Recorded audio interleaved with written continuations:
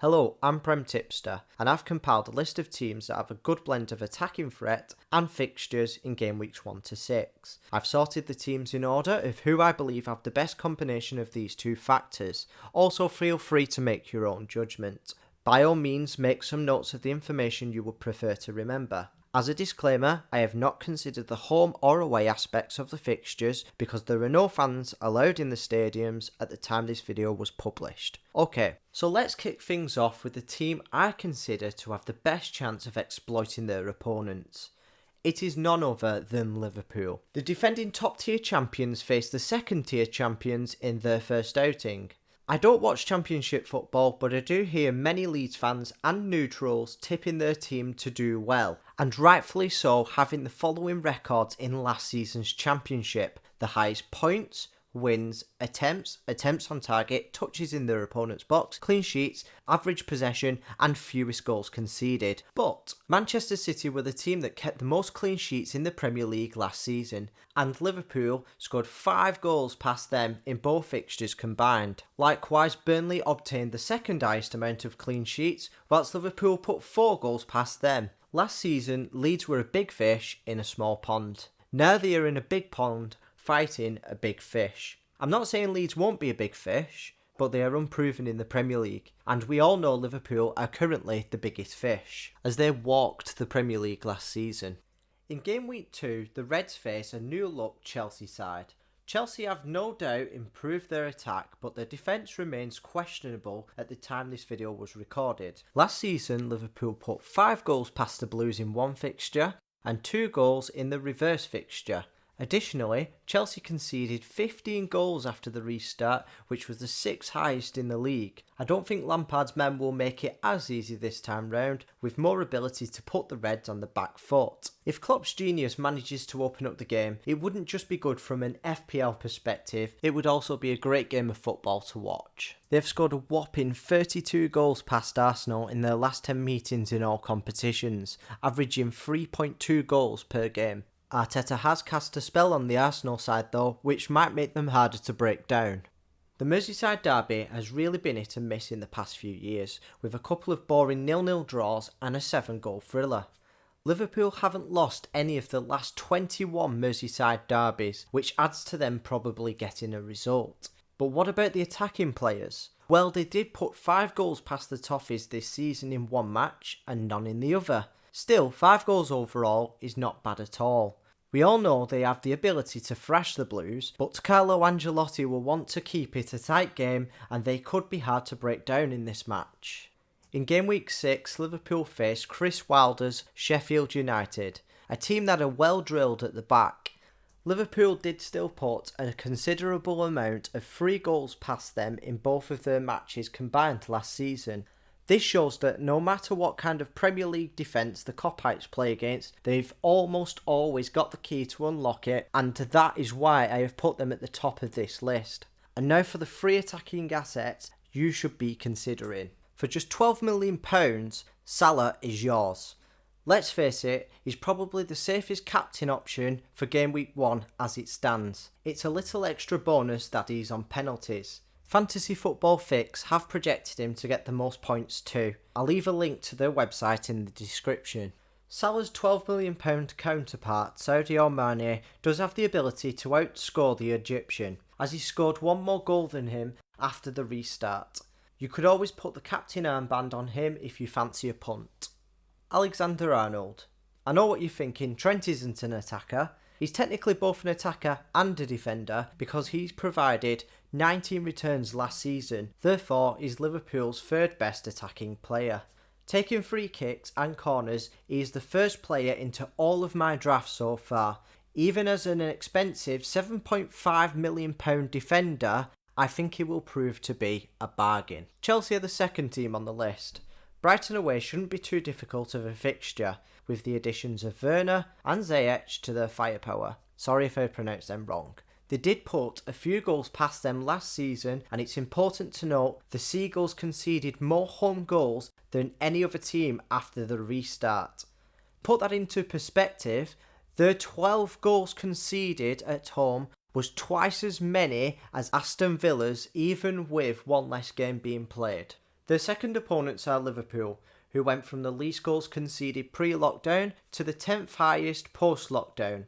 Chelsea did show that they could put 3 goals past the champions, as I previously mentioned. An open game would be ideal, so hopefully Lampard instructs his players to come out of the blocks. Just like Leeds, it's a little bit harder to predict how West Brom will shape up in the Premier League. They did concede 10 more goals than Leeds last season though, so the jury is out on their defence. I'm sure we'll get a good indication by the time Game Week 3 comes around of West Brom's quality. At the moment, this appears to be an easy match that Chelsea will look to capitalise on. Crystal Palace conceded the joint third highest amount of goals after the restart. They also conceded 3 of those goals to Chelsea alone, and still managed to ship another 2 goals to them in the reverse fixture near the start of the season. There's no reason why Chelsea won't match or improve on the 5-goal tally over the course of this season. The improved Southampton side conceded the 5th least amount of goals post-lockdown. Also, with the addition of Salisu in the defence, the Saints really are marching on. Chelsea did fail to score against them in their last meeting after getting beat 2-0. Ings is a handful that will give Chelsea something to think about before bombing up the pitch. This is a new season though, and Chelsea's strong attack could still prove to be too much for them to handle this time round. After all, they did put 4 goals past them in the other match last season. Manchester United were really hard for Chelsea to break down recently, as they failed to score in both outings and were beaten by an aggregate score of 6-0. Like I keep reiterating, Chelsea's activity in the current transfer window will probably make this game a close affair. It's important to not overlook how they have strengthened their front line. Let's have a look at the 3 players who we should be targeting. Timo Werner. Werner managed to score 28 goals and get 8 assists in his 34 Bundesliga games last season. That equates to 1 return every game. I know I mentioned how Leeds and West Brom are not proven in the Premier League, because it's common for the majority of promoted teams to not succeed when they first come up, with the odd exception like Sheffield United this season. But the Bundesliga is much closer in quality to the Premier League, and for £9.5 million, Werner could be a steal this season. Aubameyang and Pulisic came to the Premier League and replicated their performances, so why can't this German machine follow suit? Ziyech is a little less appealing with 6 goals and 13 assists in his Dutch League games last season. With an £8 million price tag, he does have the ability to be great value in a team that has potential to score plenty of goals. Without his hamstring injury, Christian Pulisic would be the first Chelsea player on my lips. When he does return and he's back up to full fitness, he's definitely a player you should be considering for just £8.5 million. Next up, Arsenal start off their campaign against a newly promoted Fulham side. The Cottagers have conceded the most goals out of the 3 sides that came up from the Championship. Credit to them for bouncing back after the relegation in 2018-19 season, where they conceded a shocking 81 goals. Arsenal's attacking prowess in Aubameyang and co makes this a start Mikel Arteta will be looking to make the most of. With West Ham as their second fixture, Arsenal have a favourable first 2 game weeks. The Gunners fired 4 goals past them in last season's matches. Their defence was pretty average post-lockdown and it was shocking pre-lockdown. If West Ham start their first couple of game weeks off like they did last season, it will be a good chance for Arsenal to pounce. The Liverpool game at a glance looks like a tough fixture for their forwards, but Arsenal have scored 20 goals in their last 10 meetings in all competitions, averaging 2 goals a game. 3 of those goals came from 2 Premier League matches last season, which is still not too bad. I'm not saying Liverpool won't keep Arsenal out, but what I will say is they've only got 1 clean sheet in the last 10 matches against the Gunners. Sheffield United managed to limit Arsenal to 1 goal across both of their matches last season. The Blades will more than likely keep it tight, so this might not be the best of matches to own Arsenal's attacking assets. One thing that should be underlined though is Arsenal put 2 goals past them in the FA Cup match back in June, which gives us a bit more hope for game week 4. Manchester City beat Arsenal 3-0 twice last season in both Premier League matches.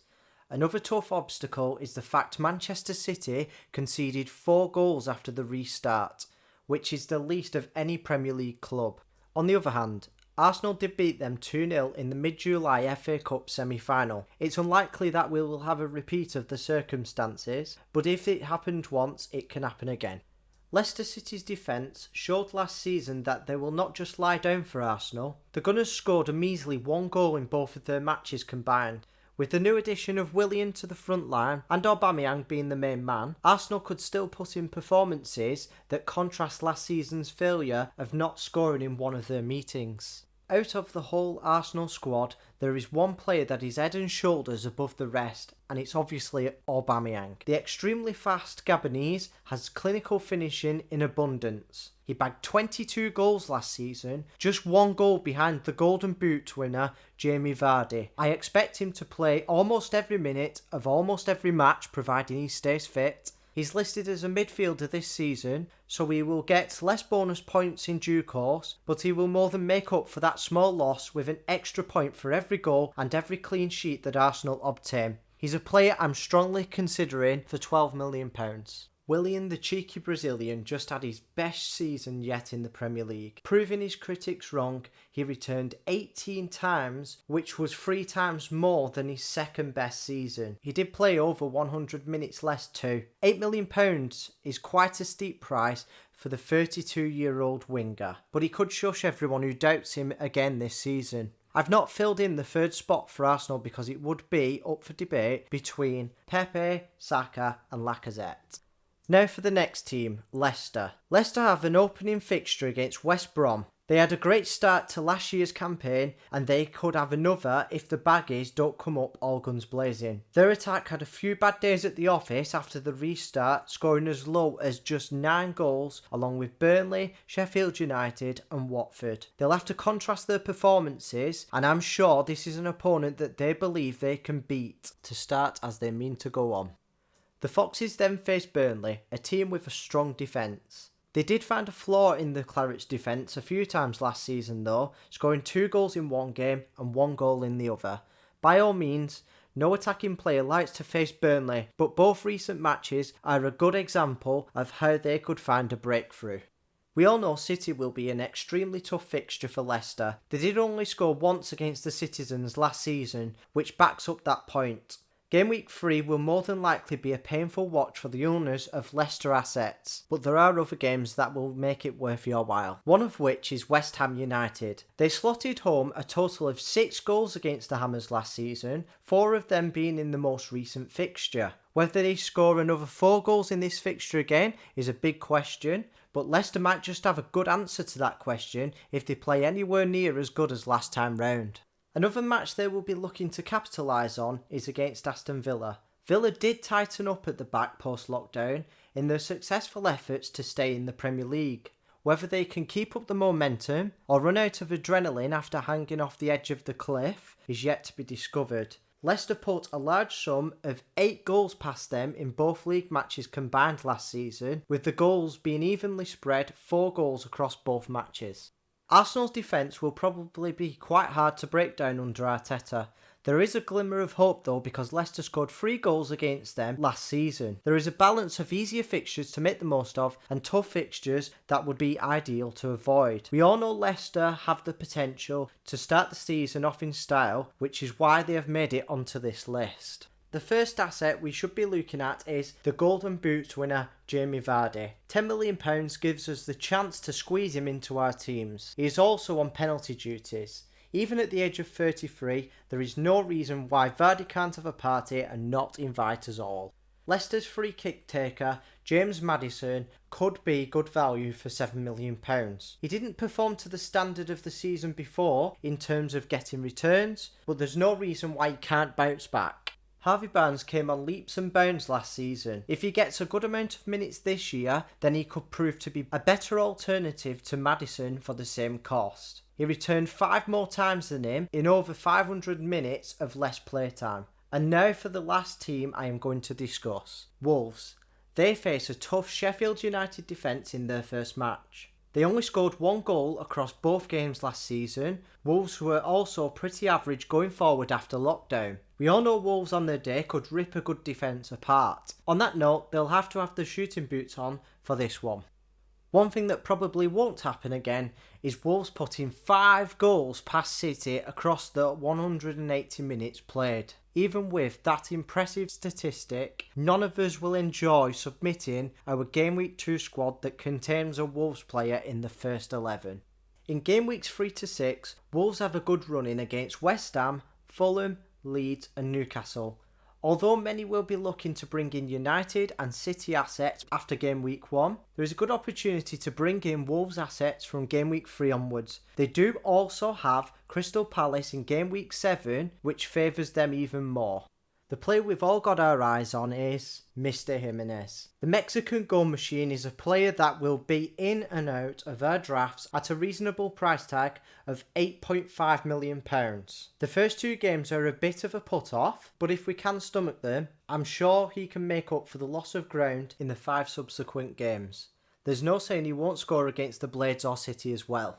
Finally, there are a few clubs that I have not mentioned who have a good combination of attacking ability and fixtures between game weeks 1 to 6. You might want to consider attacking options from both Manchester clubs after their blank in game week 1. They both scored more goals than any other of the 18 Premier League clubs after the restart, and they have the ability to bang in plenty more goals. I'm considering doing a video on the strategies of owning their assets and who to invest in. If that's something you'd consider watching, then leave a comment below. The other teams and their respective attacking players that have a decent combination of attacking threat and first 6 fixtures are Southampton, Danny Ings, possibly Shea Adams and Stuart Armstrong. Everton, Dominic Calvert-Lewin and Richarlison. Spurs, Harry Kane and Heung-min Son. Fulham, Alexander Mitrovic. That's all from me on my first YouTube video. I apologise if the quality was poor with this being my first attempt. If you want to see more content like this, then click the subscribe button. Also, leave a comment below with the attacking players you will be considering for the start of this season.